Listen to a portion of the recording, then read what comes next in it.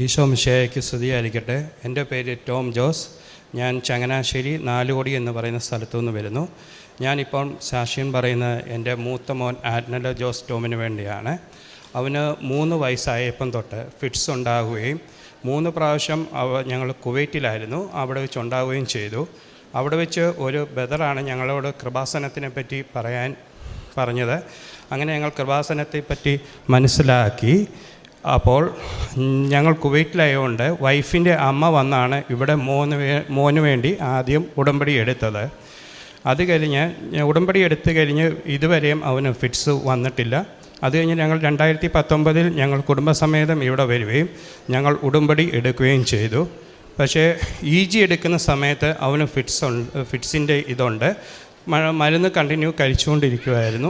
അങ്ങനെ ഞങ്ങൾ കണ്ടിന്യൂ പോയിക്കൊണ്ടിരുന്നപ്പോൾ 2023 ആദ്യം ഞങ്ങൾ ഇവിടെ വൈഫിൻ്റെ ഒരാവശ്യത്തിന് വേണ്ടി നാട്ടിൽ വരാനിടയായി. അപ്പോൾ കൃപാസനത്തിൽ വന്ന് അച്ഛനെ കണ്ട് പ്രാർത്ഥിക്കാനുള്ള ഒരു അനുഗ്രഹം കിട്ടി. അങ്ങനെ വൈഫും മോനും കൂടി അച്ഛനെ കണ്ടു. അന്ന് മോൻ്റെ തലയിൽ അച്ഛൻ കൈവച്ച് പ്രാർത്ഥിച്ചു. അതിൻ്റെ ഫലമായി അന്ന് തൊട്ട് ഇവൻ എന്ത് ചെയ്താലും മരുന്ന് കഴിക്കാൻ സമ്മതിക്കത്തില്ല. കാര്യം അമ്മ മാതാവിൻ്റെ മുമ്പിൽ പ്രാർത്ഥിച്ചതാണ് എൻ്റെ അസുഖം പൂർണ്ണമായി മാറി. പിന്നെ എന്തിനാണ് ഞാൻ മരുന്ന് കഴിക്കുന്നതെന്നായിരുന്നു അവൻ ഞങ്ങളോട് ചോദിച്ചുകൊണ്ടിരുന്നത്. പക്ഷേ ഞങ്ങൾ കുവൈറ്റിലായിരുന്നുകൊണ്ടും ഞങ്ങൾക്ക് അത്ര ഒരു വിശ്വാസക്കുറവായിരുന്നുകൊണ്ടും ഞങ്ങളത് സമ്മതിച്ചില്ല. വീണ്ടും ഞങ്ങൾ ഡോക്ടറിനെ കണ്ടു. ഡോക്ടറിനെ കണ്ടപ്പോൾ ഈ കാര്യം ഡോക്ടറിനോട് പറഞ്ഞപ്പോൾ ഡോക്ടർ പറഞ്ഞു, അങ്ങനെ മരുന്ന് പെട്ടെന്ന് നിർത്താൻ പറ്റത്തില്ല, EG നോർമലായാലേ നിർത്താൻ പറ്റത്തുള്ളൂ. പക്ഷേ നിങ്ങൾക്ക് ഇഷ്ടം പോലെ ചെയ്യാം, വേണമെങ്കിൽ നിർത്തി നോക്കാമെന്ന് പറഞ്ഞു. അങ്ങനെ ഞങ്ങൾ എന്ത് ചെയ്തു, ഇവൻ്റെ കൊച്ചിൻ്റെ നിർബന്ധപ്രകാരം ഞങ്ങൾ 2 എന്നുള്ളത് 1 ഡോസാക്കി രാവിലെ മാത്രം കൊടുക്കാൻ തുടങ്ങി. അപ്പം അത് കണ്ടിന്യൂ ചെയ്തു പോവുമായിരുന്നു. അത് കഴിഞ്ഞ് ഞങ്ങൾ ഓഗസ്റ്റിൽ നിന്ന് നിർത്തി നാട്ടിൽ വന്നു. ഞങ്ങൾ ന്യൂസിലാൻഡിന് പോകാനുള്ള പേപ്പർ വർക്ക് ചെയ്യാൻ വേണ്ടി നാട്ടിൽ വന്നു. അത് കഴിഞ്ഞിട്ട് ഈ ജനുവരി ആദ്യം 2024 ജനുവരി ആദ്യമേ ഞങ്ങൾ വീണ്ടും ഡോക്ടറിനെ അപ്പോയിൻമെൻ്റ് എടുത്തു. അപ്പോൾ 6-ാം തീയതിയാണെന്ന് തോന്നുന്നു, ജനുവരി 6-നാണ് അപ്പോയിൻമെൻറ്റ് കിട്ടി. ഞങ്ങളന്ന് രാവിലെ 4 മണിക്ക് ചങ്ങനാശ്ശേരിയിൽ നിന്ന് ഇവിടെ വന്ന് പ്രാർത്ഥിച്ചിട്ടാണ് ഞങ്ങൾ ആസ്റ്ററിൽ പോയത്. അപ്പം അന്ന് ഡോക്ടറിനെ കാണുന്നതിന് മുമ്പ് EG എടുക്കണമായിരുന്നു. അപ്പം EG എടുക്കാൻ നേരത്തെയൊക്കെ ഇവൻ അവിടെ വെച്ച് കുവൈറ്റി വെച്ചും നമ്മുടെ ഇവിടെ വെച്ച് EG എടുക്കുന്നതിന് ഇവന് ഒരു പ്രശ്നവും ഇല്ല. ഇവന് 2 മണിക്കൂർ 3 മണിക്കൂറൊക്കെ EGക്ക് കണ്ടിന്യൂ നിന്ന് തരുമായിരുന്നു. അന്ന് ഈ 2024 EG എടുക്കാൻ എന്ത് ചെയ്ത് ഇവൻ സമ്മതിക്കത്തില്ല. ഇവൻ പറയും, അമ്മ മാതാവിൻ്റെ അടുത്ത് പ്രാർത്ഥിച്ചതല്ലേ, അച്ഛൻ തലേ കൈ വെച്ച് പ്രാർത്ഥിച്ചതല്ലേ, എൻ്റെ അസുഖം മാറി, പിന്നെ എന്തിന് ഞാൻ EG എടുക്കുന്നതെന്നാണ് ഇവൻ ചോദിക്കുന്നത്. അപ്പം ഞങ്ങൾ പല കാര്യങ്ങൾ പറഞ്ഞിട്ട് പോലും ഇവൻ സമ്മതിക്കുന്നില്ല. വേണമെങ്കിൽ അനിയൻ്റെ EG എടുത്തോ, എൻ്റേത് എടുക്കണ്ടെന്ന് പറഞ്ഞ് ഇവൻ ഭയങ്കര നിർബന്ധം. പക്ഷേ ഡോക്ടറിൻ്റെ മുമ്പേ ചെല്ലണമെങ്കിൽ നമ്മൾ EG എടുത്തിട്ടേ ചെല്ലാൻ പറ്റത്തുള്ളൂ. അന്ന് ഞങ്ങൾ ഒത്തിരി പറഞ്ഞ് ഇവൻ EGക്ക് സമ്മതിക്കുകയും ചെയ്തു. അന്ന് EG എടുത്തു. ആ പേപ്പറും കൊണ്ട് ഞങ്ങൾ ഡോക്ടറിൻ്റെ മുമ്പിൽ ചെന്നപ്പോൾ EG റിപ്പോർട്ട് നോർമലാണ്. ഇവൻ്റെ ഫിറ്റ്സിൻ്റെ അസുഖം പൂർണ്ണമായി മാറി. അതുപോലെ മരുന്ന് സ്റ്റോപ്പ് ചെയ്യുകയും ചെയ്തു. അത് ദൈവം തന്ന ഏറ്റവും വലിയൊരു അനുഗ്രഹമാണ് ഞങ്ങൾക്കത് അനുഭവപ്പെട്ടത്. കാര്യം ഇവൻ മരുന്ന് കഴിക്കാൻ ഇവിടെ വന്ന് പ്രാർത്ഥിച്ച പിന്നെ ഇവൻ മരുന്ന് കഴിക്കത്തേ ഇല്ലായിരുന്നു. ഞങ്ങളുടെ നിർബന്ധം കൊണ്ടാണ് ഇവൻ ഒരു നേരമെങ്കിലും മരുന്ന് കഴിക്കാൻ സമ്മതിച്ചത്. ദൈവം തന്ന എല്ലാ അനുഗ്രഹങ്ങൾക്കും നന്ദി പറയുന്നു. അതുപോലെ തന്നെ എനിക്കിടയ്ക്ക് ഇവിടെ താടിയുടെ ഇവിടെ ഒരു നീര് പോലെ വരികയും ആൻറ്റിബയോട്ടിക് കഴിക്കുമ്പോൾ ആ നീര് പോകുമായിരുന്നു. പക്ഷേ ഇവിടുത്തെ കൃപാസനത്തിലെ തൈലം പുരട്ടി പ്രാർത്ഥിച്ചതിൻ്റെ ഫലമായി അത് പൂർണ്ണമായി മാറുകയും ചെയ്തിരുന്നു. പിന്നെ ഞങ്ങളുടെ ന്യൂസിലാൻഡിൻ്റെ പേപ്പർ വർക്കിന് ഒത്തിരി താമസം ഉണ്ടായിരുന്നു.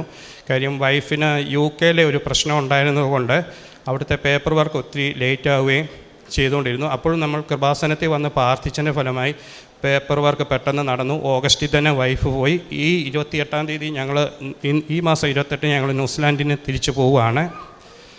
പിന്നെ ഉടമ്പടി എടുത്തതിൽ തന്നെ നമുക്ക് ഏറ്റവും വലിയ ഗുണം കിട്ടിയതെന്ന് പറഞ്ഞാൽ ആത്മീയമായി വളരാൻ നമുക്ക് സാധിച്ചു. ഒരു ചെറിയ തെറ്റ് ചെയ്യുമ്പോൾ പോലും നമ്മുടെ മനസ്സിൽ ആദ്യമേ ഓടിയെത്തുന്നത് അയ്യോ നമ്മൾ ഉടമ്പടിയിലാണല്ലോ എന്നുള്ളൊരു വികാരം നമ്മുടെ മനസ്സിൽ ഉണ്ടായി. കാര്യം നമ്മൾ ആ തെറ്റ് ചെയ്യുന്നത് ഉടമ്പടിയിൽ നിൽക്കുമ്പോൾ നമ്മളത് പാടില്ലല്ലോ എന്നുള്ളത് വന്നു. ആത്മീയമായി കുടുംബത്തിലും ഒത്തിരി വളർച്ചകൾ ഉണ്ടാകാൻ പറ്റി.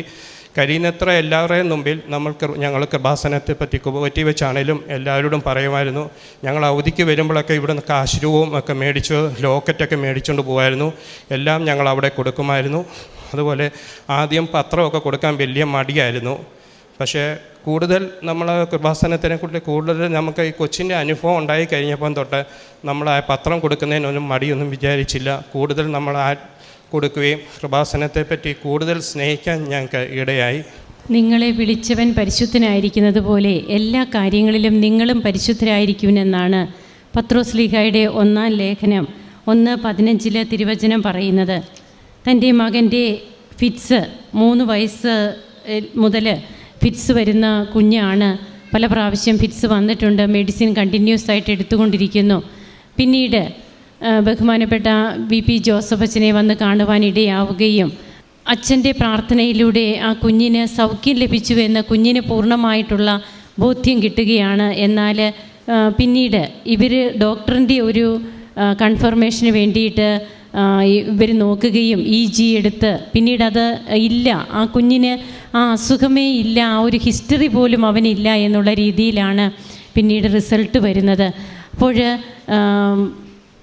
എങ്ങനെയാണ് തങ്ങൾക്ക് ഒരു തെറ്റ് ചെയ്യാൻ തോന്നാത്ത രീതിയിലുള്ള, അതായത് തങ്ങൾ വിശുദ്ധിയോടെ ജീവിക്കണം, ഉടമ്പടിയിലൂടെ തങ്ങൾക്ക് ലഭിച്ച ഈ സൗഖ്യ അനുഭവം ഈ കുടുംബത്തെ മൊത്തം അങ്ങനെയാണ് സ്വാധീനിക്കുന്നത്.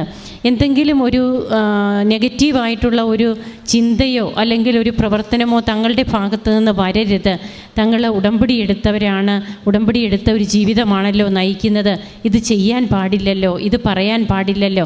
ഈ ഒരു വിശുദ്ധി അത് ദൈവം നമ്മോടൊത്തുണ്ട്. അതുകൊണ്ടാണ് കർത്താവ് നമ്മോട് വാഗ്ദാനം ചെയ്യുന്നത്, ഞാൻ തന്നെ നിങ്ങളുടെ കൂടെ വരും, ഞാൻ തന്നെ നിന്റെ കൂടെ വന്ന് നിന്നെ അനുഗ്രഹിക്കും. അങ്ങനെ തങ്ങളുടെ മകന് ലഭിച്ച രോഗസൗഖ്യം അത് ഓൺലൈൻ ഉടമ്പടിയാണ് ഇവർ എടുത്തിരുന്നത് ആദ്യം. അതിനുശേഷമാണ് പിന്നീട് വന്ന് തീർത്ഥാടന ഉടമ്പടിയിലേക്ക് മാറുകയും ഇന്നിവിടെ വന്ന് സാക്ഷ്യം പറയുകയും ചെയ്യുന്നത്. നമുക്ക് കരങ്ങളടിച്ച് ഈശോയ്ക്കും അമ്മയ്ക്കും നന്ദി പറയാം, ദൈവത്തെ ആരാധിക്കാം, മഹത്വപ്പെടുത്താം. അത്യപൂർവ ദൈവാനുഭവങ്ങൾ ഇനി നിങ്ങൾക്കും സ്വന്തം. ഈ യൂട്യൂബ് ചാനൽ ഇതുവരെ സബ്സ്ക്രൈബ് ചെയ്തിട്ടില്ലെങ്കിൽ ഇപ്പോൾ തന്നെ സബ്സ്ക്രൈബ് ചെയ്യുക. ഈ വീഡിയോ ഇപ്പോൾ തന്നെ നിങ്ങളുടെ സുഹൃത്തുക്കൾക്ക് ഷെയർ ചെയ്തുകൊണ്ട് കർത്താവിൻ്റെ പ്രേക്ഷിതരാകുക.